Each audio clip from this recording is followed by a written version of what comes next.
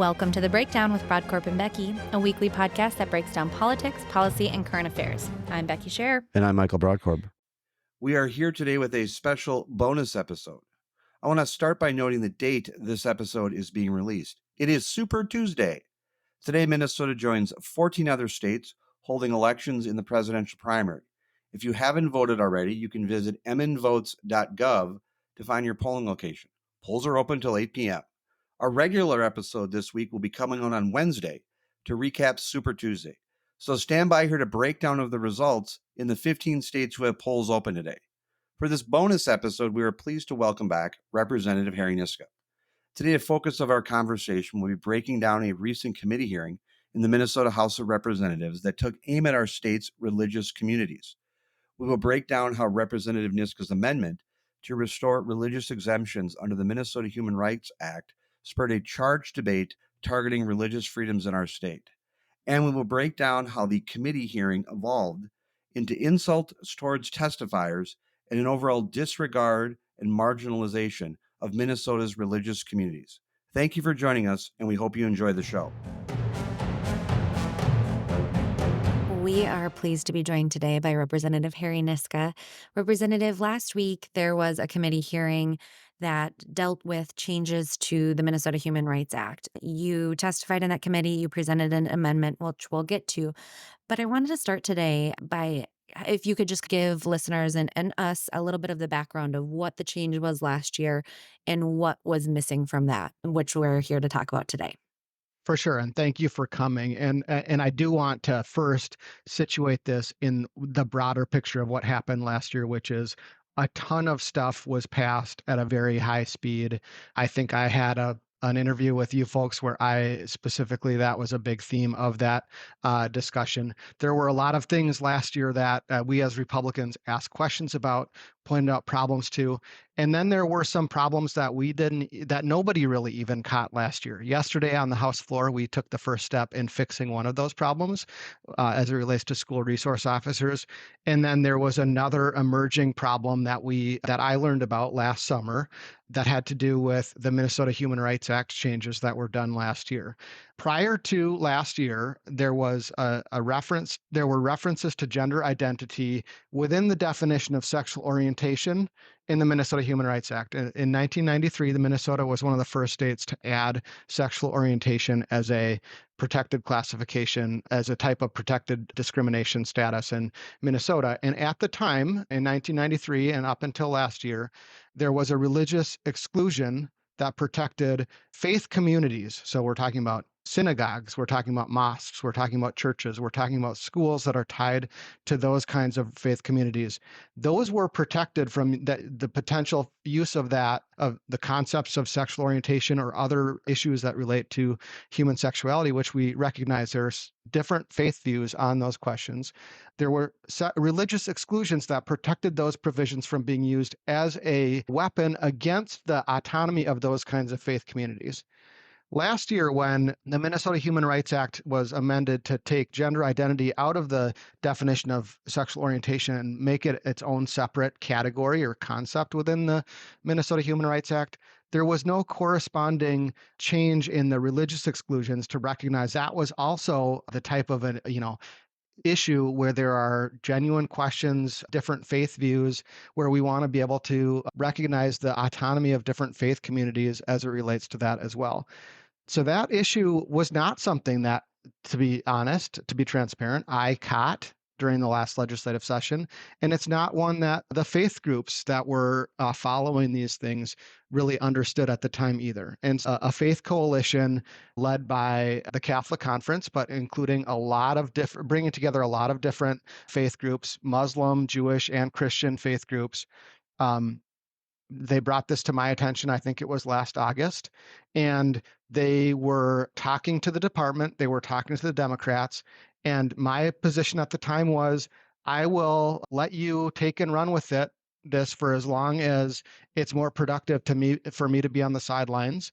But obviously I was very concerned about this development.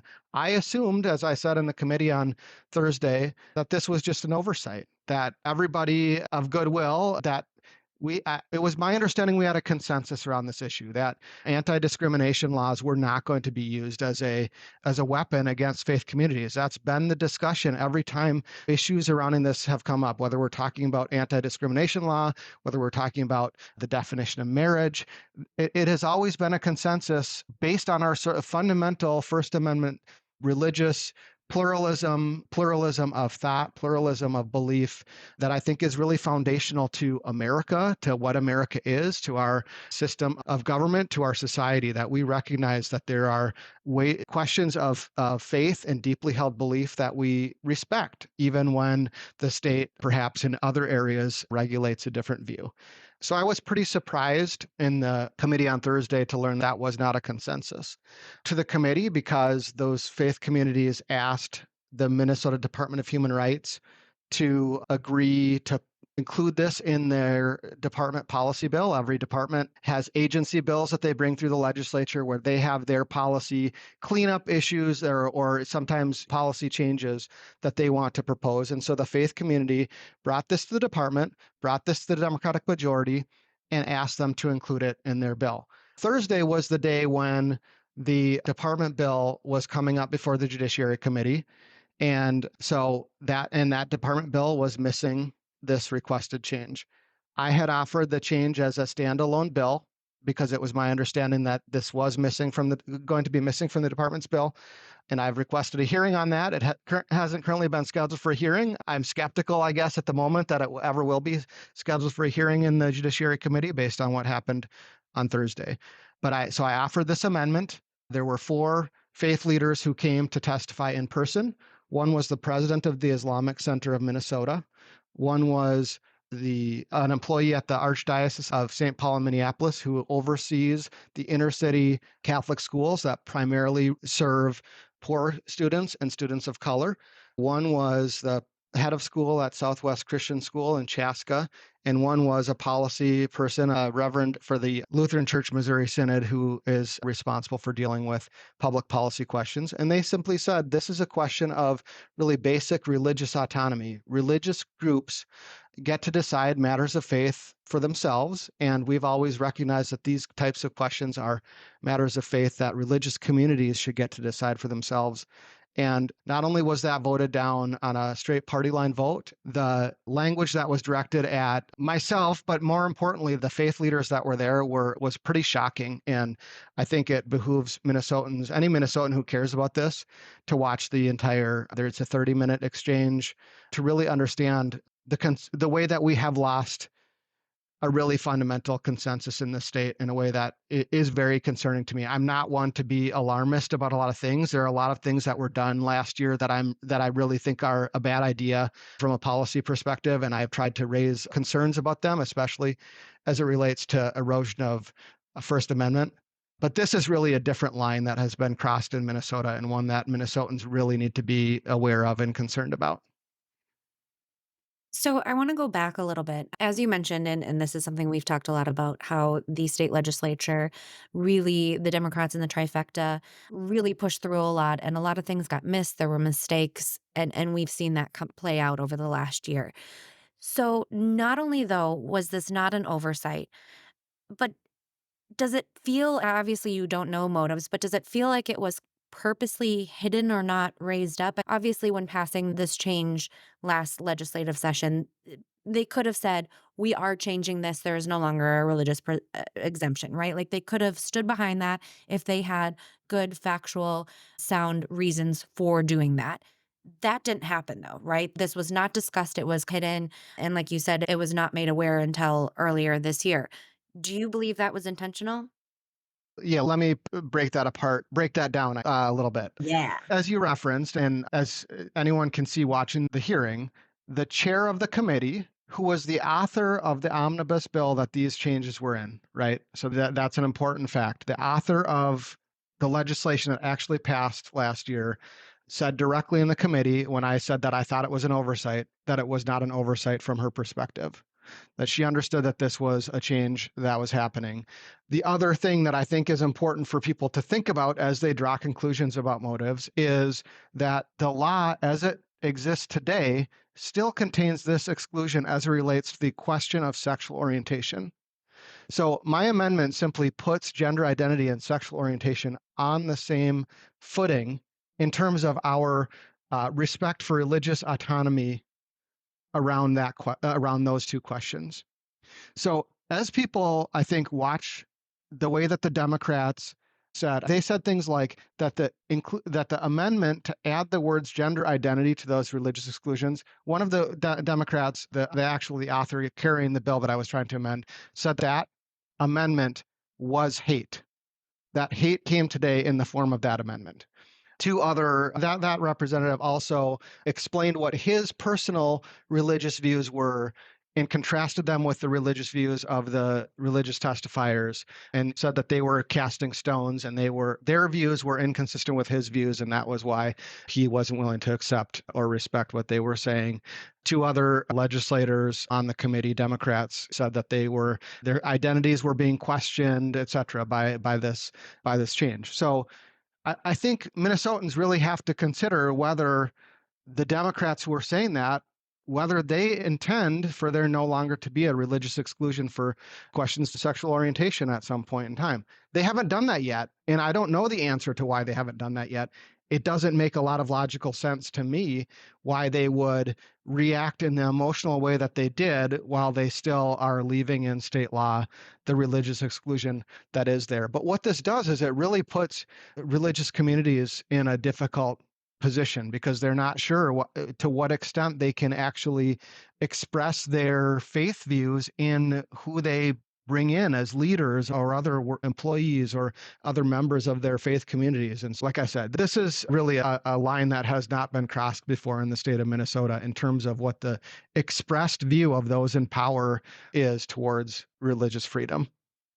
What is the practical effect of this not being included in the Minnesota Mhm. Human Rights Act? Just give it to us and so we can understand this. And I have a follow-up Yeah. based on that. But what is the practical effect of this from your standpoint? The most obvious and direct practical effect is that when religious organizations choose not to hire people because they think that there's some way in which they don't align with the religious views, the ways that they believe as a community, that they're opened up now to the state of Minnesota through the Department of Human Rights or through the courts in a private lawsuit being questioned on whether their views of gender identity somehow played into that decision and whether that is a violation of Minnesota law for them to choose not to hire a librarian, for example, or a teacher in the classroom, or a minister, someone working in a church or a mosque or something like that. If they decide that a person they don't want to put in a position of leadership because they don't think that's consistent with their religious mission and views, that the state of Minnesota potentially is going to come down on them. There is already one investigation happening in the Minnesota Department of Human Rights as it relates to this issue. Practical, like the long-term practical effect, I think, is that I don't believe that the state of Minnesota's position is consistent with the U.S. Constitution. And eventually, if someone does have something enforced against them, or if someone does have to bring some sort of a legal challenge saying that what the state of Minnesota is trying to do is unconstitutional, I think that challenge will probably win. So then again, we get back into a lot of things that we saw last year where the state of Minnesota is trying to do things that get sued, where the state gets sued, it gets enjoined in federal court, ends up having to pay someone's legal fees. That's probably, from my perspective, the best case scenario, which I don't think is a good scenario for anybody, except for the lawyers involved who get to make some money off of it. But in the meantime, we're in a situation where we do have the state of Minnesota attempting to tell faith communities who they can and cannot have be part of their communities based on difficult questions that go directly to pretty serious faith questions about who is the human person, how were we created, what does that mean? I'm not a lawyer. You are, and I wanted to ask you this. I did get a couple years ago on Halloween a pocket constitution from my neighbors, and I carry it in my bag. But correct me if I'm wrong, and you touched on it a little bit. The first sentence of the First Amendment is about Congress shall make no law respecting an establishment of a religion or prohibiting the free expression thereof. So how does in non-lawyer terms and in idiot language so I can understand it, explain how how Minnesota is now potentially or is in conflict with the US Constitution. It sounds like you might have stayed at a Holiday Inn last night as well, Michael. No, that's a great question. Obviously, the 14th Amendment, through the 14th Amendment, those provisions are operative against the state of Minnesota as well. Minnesota itself has some provisions in its state constitution that protect free exercise of religion as well. I don't think those can be squared. I think that Minnesota is plainly stepping over the line in terms of probably both establishment of religion, expressing a view on metaphysical questions that sort of conflict with the answers that, and trying to impose them on different faith communities, but certainly interfering with the free exercise of religion. The U.S. Supreme Court has talked about this in the context of faith organizations and faith schools as a ministerial exception. Faith-based schools or churches or synagogues, they get to make their choices about who works as a minister in their faith community without the government stepping in and saying, no, you're doing the wrong thing, or you should have hired this person, or you don't get to decide that this is an important view that plays into your hiring decisions. And like I said, I think the likely outcome at some point from this, if we don't fix this year, is that there's a lawsuit that eventually the state of Minnesota loses. The process is sometimes the punishment, though, for anyone who's ever been involved in a lawsuit like this. You understand, even if you win a lawsuit after 2 years and paying an attorney and all that kind of stuff, you you still haven't really won. You've still really suffered a punishment. Going through an administrative investigation at the Minnesota Department of Human Rights is a punishment in and of itself. And we should really just clarify that again, and go back to the consensus we had from 1993 to 2003 that to 2023, that questions like this, we recognize different religious views on these questions. We recognize that faith groups get to have autonomy about questions like this. But we're not talking about businesses, right? We're not talking about people out in the free marketplace where anti-discrimination law works differently.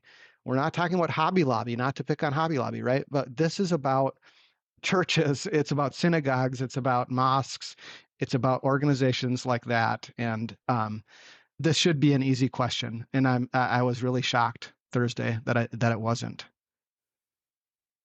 I have one statement and then I just a brief follow up. I want to remind our listeners that in his first legislative session last year, Representative Niska brought up more than once concerns about the legal ramifications of some legislation that was being advanced. And you were proven correct on that on at least one, if not multiple occasions. I guess my other follow up is if we don't, and by the way, I have to compliment you, first of all, on tackling this issue. I think your arguments that you made on in the committee and on social media, the way you described this was incredibly articulate, thoughtful, reasonable, well positioned, and I'll also say very Minnesotan. But can I say to you, if we don't draw a line here, if there's not a line that's drawn here, where does this issue progress if this isn't the line that we draw in the sand?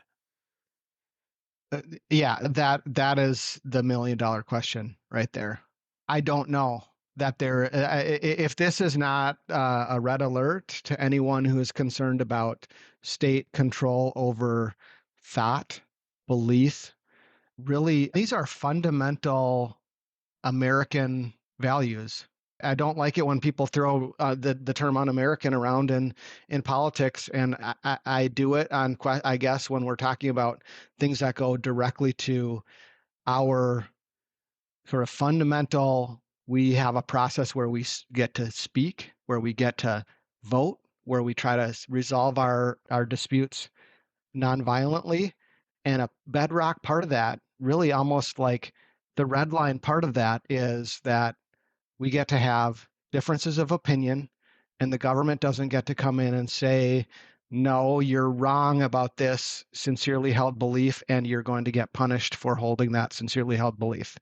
And I'm really concerned that's where we are. And I'm concerned that unless the state of Minnesota has a real course correction in the next two elections, that red line is going to be gone, and something really important and fundamental about America is at stake.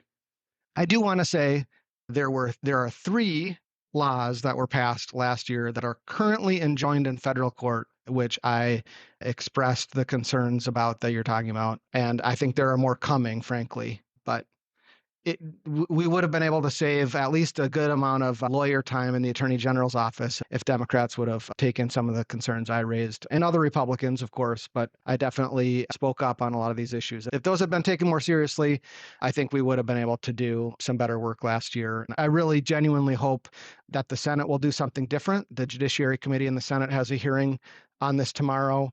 I'm concerned based on what I've seen, what I saw on Thursday and what I've seen in social media, that Democrats here in St. Paul have dug in on the side of religious organizations asking for autonomy are hateful bigots that need to be run over. But so I'm very concerned about the future of our state as it relates to a lot of things, but this is really at a different level. Representative, I really appreciate it. I think that's a great breakdown of what happened, what's at stake, and what we need to watch out for going forward. I do one thing that you had mentioned is encouraging people to go watch this video, which at Harry Niska on Twitter, you have an incredible couple threads on this topic, and also linked to the committee hearing, which I also recommend people go. But I want to make sure we don't gloss over what actually occurred in that room because it was really hard to watch. It was really uncomfortable. It was really inappropriate towards members of the faith community, Minnesotans who were there to testify.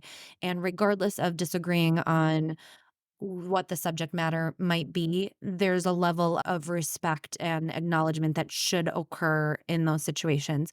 So, could you speak a little bit to how it actually went down and some of the things that you talked about, the hateful, bigoted language that was forced or mentioned towards these testifiers or folks on the side of supporting this amendment, and speak a little bit to what we heard, and also were you surprised about it? Were you surprised that there was so much vitriol from members of the other side of the aisle? I was quite surprised, yes, by some of the language that was used, both about whether the faith views that were expressed were things that it was even proper to hold, much less express in the state of Minnesota.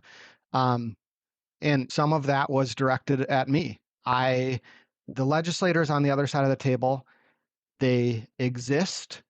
They have a right to exist. They are, in my faith teaches me that they are children of God, worthy of respect, worthy of dignity.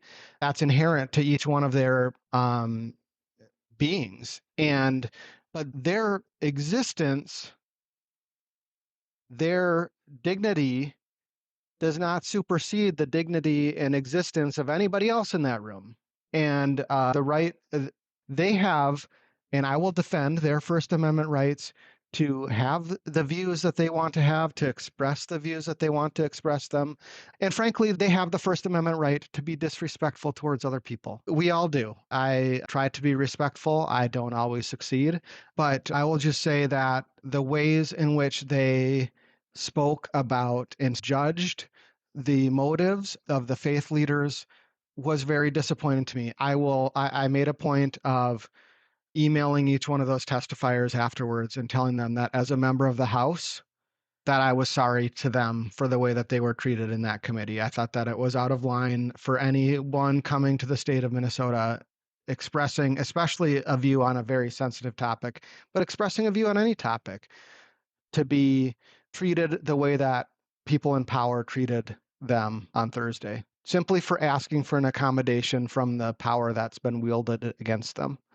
I thought I was very disappointed about that. And I really hope that that does not replay itself tomorrow in the Senate Judiciary Committee. I am hopeful as well, and I just think it's really important for folks to know that side of it and that it did get really, really hard to watch. So thank you so much, Representative. We are so grateful that you are a good champion up at the Capitol on behalf of Minnesotans, on behalf of the religious communities, and really working hard here. I think we will watch this play out. We're hopeful that your amendment moves forward to uphold, or I won't speak for Michael, but to uphold our First Amendment rights. And that's something that's very important. And if not, I wouldn't be surprised if we see this get elevated to the either Minnesota or Supreme Court to the challenges that it does Yeah. pose to the Constitution. Anything else you No, want to thank you. I share appreciate before we that. And wrap? I do want to, obviously, there are going to be legal cases about this. I do want to caution people not to just throw everything to the courts and expect the courts are going to sort things out. I think that voters need to understand and think pretty seriously about this in the matrix of issues that they vote on and care about. Are how respectful are our leaders in the views of other people? How this is part of, I think, a really important necessary course correction that Minnesota needs to take. And you mentioned my Twitter or X account. I have if folks want to go there, the pinned tweet is about a 3-minute video where I try to summarize the situation. And then right below that is a link to a thread, which is where I've been trying to collect up as much of this stuff as possible if people do want more resources. So I very much appreciate you folks for having me on. I do, like I said, this is a really important issue to me. It's a really important issue to a lot of Minnesotans of faith, and really, I think it should be an important issue to anyone who values freedom of expression, freedom of speech, freedom of belief, and autonomy in those areas of your life. Again, thanks for having me on. I appreciate it. Keep up the good fight.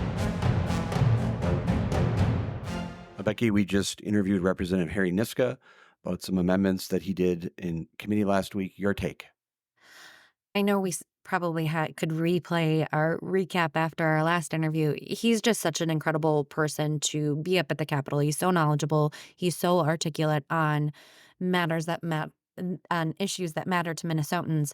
And it's just, this is one that's really frustrating to watch it all play out, because we talk a lot about on this podcast of having conversations with folks we disagree about or disagree with, and disagreeing without being disagreeable. And I understand that faith and anti-discrimination and this is a very charged topic, but the fact that not only two things. First, I think that it was shady that last year when this change was made, that it was very clearly done they tried to keep it under the rug. They didn't come out and have something to stand behind with changing this law. They hoped nobody noticed. Nobody noticed. Now that folks noticed, they're saying, nope, sorry, too bad. But then just the way this committee hearing went down and the way that some of these representatives conducted themselves is really gross and really inappropriate, unbecoming of a member of the state legislature. And I wish it would have been different. Again, even if I'm not saying the outcome, obviously I wish the outcome would have been different, but the way it conducted it was really disappointing.